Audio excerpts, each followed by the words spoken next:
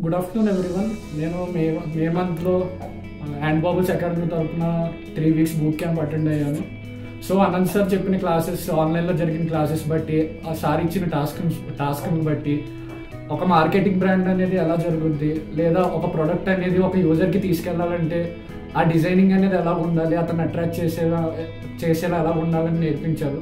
అలాగే Figma tool ద్వారా ఆ ఇంటర్ఫేస్ అనేది ఎలా క్రియేట్ చేయాలి, వేరే ఆప్షన్స్ అనేవి ఎలా క్రియేట్ చేయాలి, టూల్ని యూజ్ చేసి ఎలాగ మనము ఒక వెబ్సైట్ని కానీ లేదా ఒక పేజ్ని కానీ క్రియేట్ చేసి యూజర్స్ని అట్రాక్ట్ చేసి వాళ్ళకి ఎఫిషియెంట్గా, వాళ్ళకి యూస్ఫుల్ అయ్యేలాగా క్రియేట్ చేయడం నేర్పించారు. అలాగే ఇంకో టాస్క్ ద్వారా బ్రాండ్స్ అనేవి ఎలాగ మనల్ని అట్రాక్ట్ చేస్తున్నాయి, వాటి మధ్య డిఫరెన్స్ ఏంటి, ఆ బ్రాండ్కి ఈ బ్రాండ్కి మధ్య ఉన్న కాంపిటీషన్ బట్టి ఎలాగ వాళ్ళు మనల్ని అట్రాక్ట్ చేస్తున్నారో ఈ 2 టాస్కుల ద్వారా బాగా నేర్పించారు.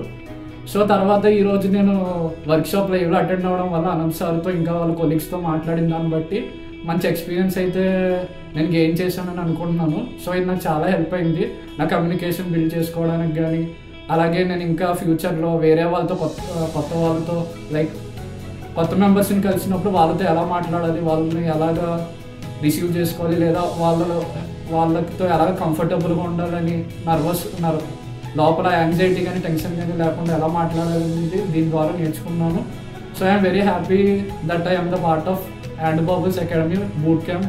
So thank you.